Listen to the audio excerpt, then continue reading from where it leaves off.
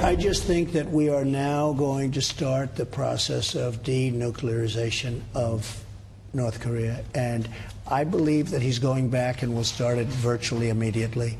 And he's already indicated that. And you look at what he's done. So we got our hostages back, but they've blown up one of their sites, one of their testing sites, their primary testing site. In fact, some people say their only testing site. They're getting rid of a missile, which isn't in the document that was done afterwards. They're getting rid of a missile testing site. They're doing so much now. So it's a process, and it's really moving rapidly. Okay, rapidly is good. That is an excerpt from Sean Hannity's interview, exclusive cable interview. You'll see tonight, 9 p.m. Eastern Time. Let's bring in Ben Shapiro, editor-in-chief of the Daily Wire, syndicated columnist and the host of the Ben Shapiro Show.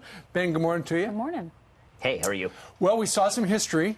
First time an American president has ever exchanged words with any leader from North Korea. Now they start the detail light process of denuking North Korea. What's your major concern? Well, a major concern is that if you thought of the flag that was next to the American flag as a Nazi flag rather than a North Korean flag, then I think everybody would see the concern. This is a slave state with 25 million prisoners and a gulag system hundreds of thousands of people wide. The president's praise for the dictator of North Korea was disquieting, and here's the reality. Diplomacy is a tactic. It is not an outcome. And the triumphalism that seems to be appearing in so many places this morning, where everybody's very excited that President Trump met with Kim, that's not justified by the outcome yet. Okay, maybe it will be. Maybe President Trump actually got some serious concessions out of the Kim family. But that would be the first time, because virtually every other president has failed in doing that. And the piece of paper that got signed yesterday is frankly weak. I mean, this is not a strong piece of paper. If what Trump says in that interview with Sean is exactly correct, then we'll all be celebrating. But I want to wait to see if that actually ends up being correct, because there's no history of this family ever having not lied to the West. Well, it appears that he wants to make some changes. I mean, he fired three of his dad's hardliners, and seems to be taking advice from other people instead of the people that ran that awful regime before. Clearly, this guy also has killed some of his family members. You're right about the 25 million. What does the president need to do to try to change his mindset so that he takes all of these people out of captivity and treats them fairly and feeds them?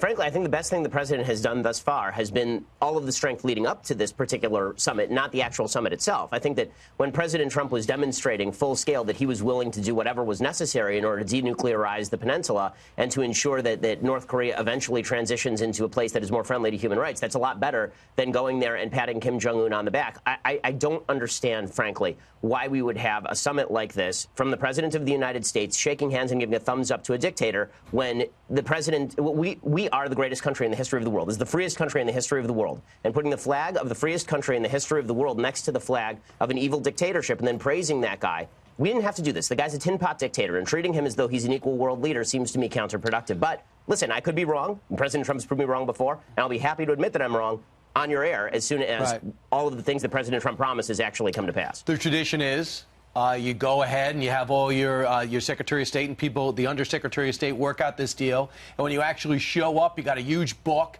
and they open it up and they sign it. It's the last day. This president is doing everything different from day one. I don't think I have to explain that to his biggest fan or his biggest critic. So the one thing he's doing different is we're going to break the ice of 70 years. We're going to start with a meeting and work our way backwards. So I think a lot of this is faith-based, right? A lot of this is faith-based. If President Obama had done this, I would be crushing him today. President Trump has done this, and we're going to have to see how it comes out in the wash, because the fact is that President Trump has not been as weak in negotiation, not nearly as weak in negotiation as President Obama was. So the outcome is going to determine whether this was a historic turning point or whether this was a debacle. Well, he was asked during his press conference a question regarding, what if they don't really, you can't verify, they might cheat, stuff like that. What are you going to do? And he said, I'm not going to talk about that right now. He said, I am willing to do anything to save the lives of 30 million people. So his heart is in the right place. But you're right. The verification thing is still a vast gray area that we do not know how that's going to work.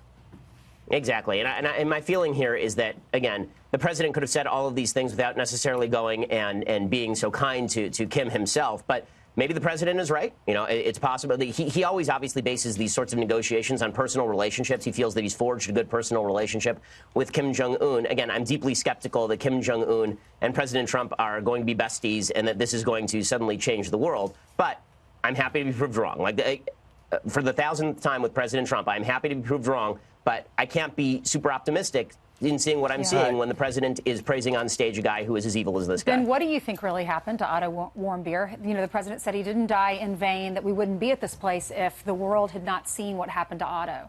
What do you think really happened to him?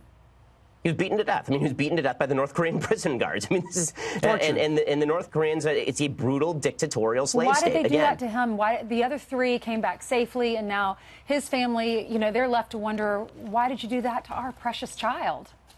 Yeah, I mean, I wish I had some sort of vision on why that happened, but if the president really wants to make sure that Otto Warmbier didn't die in vain, then I think that it is incumbent on him to be as harsh as humanly possible on the Kim regime, rather than, you know, hand-holding and patting and giving the thumbs up. I don't think he deserves the Trump thumbs up yet. Being that there's such a bizarre country in North Korea, the president's always said, and Lindsey Graham has backed him up and kind of said it, one way or another is going to get solved in his first term.